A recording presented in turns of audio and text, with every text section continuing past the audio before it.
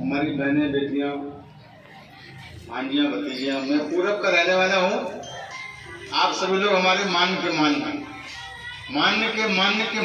Triple. मैं बहुत पूरब का हूँ, बेदर बेला भरोसे बिजनेस है। आप सबका सम्मान करता हूँ। हम सब लोगों को थोड़ी सी बात समझनी है। हम सभी लोग अच्छी तरीके से, जो व्यक्ति आगे होता है वो हमारे साथ कैसा व्यवहार कर रहा है, कैसा कार्य कर रहा है, हम सभी लोग अच्छी तरीके से जानते हैं।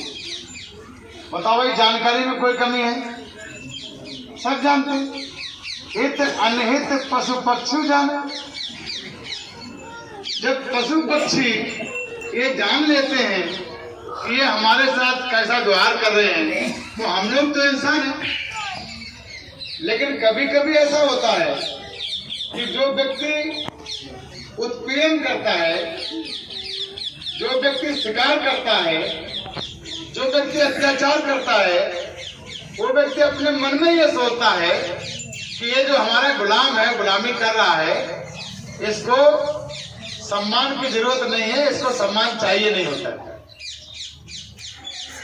तो वास्तव में ये उसकी अपनी खुद की गलतफहमी होती है कि सम्मान तो सभी को चाहिए होता है, इज्जत तो सभी को चाहिए होती है। लेकिन जिनको जिनको इज्जत चाहिए होती है, उनके अंदर चेतना भी चाहिए होती है, उनके अंदर जागरूकता भी चाहिए होती है, उनके अंदर स्वाभिमान भी कूड़ के भरा होता है। बिना स्वाभिमानी व्यक्ति को सम्मान नहीं मिलता। इसलिए और स्वाभिमान सम्मान करने वाला, सम्मान चाहने वाला व्यक्ति और स्वाभिमानी व्यक्ति अपने मान सम्मान के लिए संघर्ष भी करता है। बोलो भाई, करता नहीं करता? संघर्ष जिंदगी है, लड़ना ऐसे पड़ेगा, और जो लड़ नहीं सकेगा आगे नहीं बढ़ेगा। हम लोगों ने लड़ना बंद कर दिया है।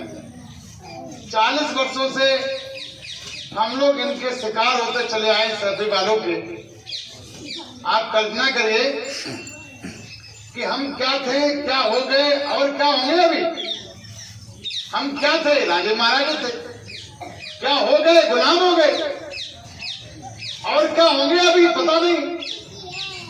किसी शायर ने कहा है कि आंखें मूंद लेने से खतरा टल नहीं जाएगा। आंखें मूंद लेने से खतरा टल नहीं जाएगा, और देखना वो पड़ेगा जो देखा नहीं जाएगा। इसलिए हमको अब आंखें बंद नहीं करनी। अब हमको सब बातों को समझना और जानना है। अभी कुछ बकाया है, बताइए आप लोग, प्रश्न कर रहा हूँ। अभी कुछ इनको परखना बकाया है। बोलो भाई, जोर से नहीं बोलते। कैसे? तीर की पीर का, और जब तीर मारनी है तो जब दम निकल जाए तब पंख नोचा करो। आप तो जिंदा में ही पंख नोच लगे हो। तो इनसे कोई अपेक्षा है? बोलो भाई, इनसे कोई अपेक्षा नहीं है।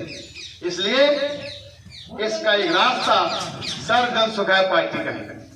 मैं आपसे कहना चाहता हूं कि करल का उपचुनाव अपनी पार्टी को बने केवल अभी 15 महीने हुए, केवल 15 महीने हुए। अब 15 महीने में आपकी पार्टी इस लायक हो गई है कि आपके चरण और आपके शरण में ताल ठोक करके आपका सहारा लेने के लिए खड़ी हो गई। 15 महीने की पार्टी है ये पार्टी। चुनाव लड़ रही है।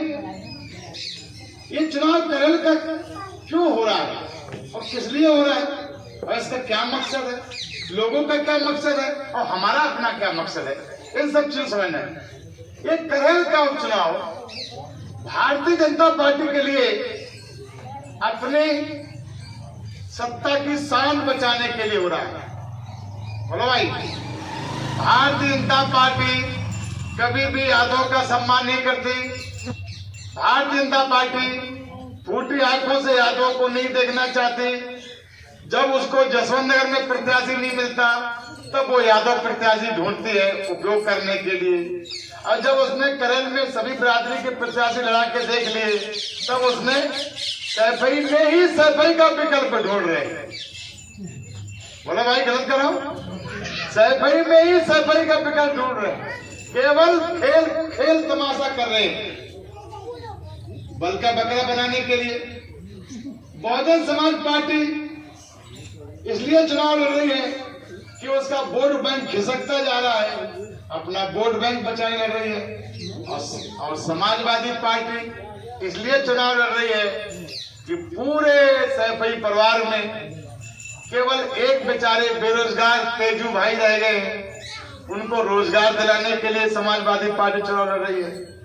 और घोसी यादव चुनाव क्यों लड़ रहा है?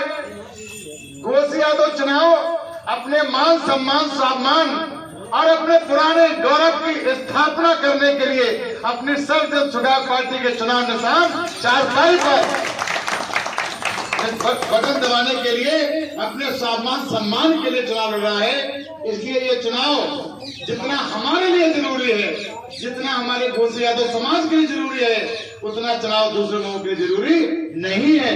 क्योंकि हमें अपनी पहचान बचाने की जरूरत है, हमें अपना वजूद बचाने की लड़ाई है, हमें अपना अस्तित्व बचाने की लड़ाई है, हमें अपने खोए हुए सम्मान को वापस लाने की लड़ाई है। इनकी विधायकी और सांसद की लड़ाई है, इनकी बेरोजगार को रोजगार दिलाने की लड़ाई है।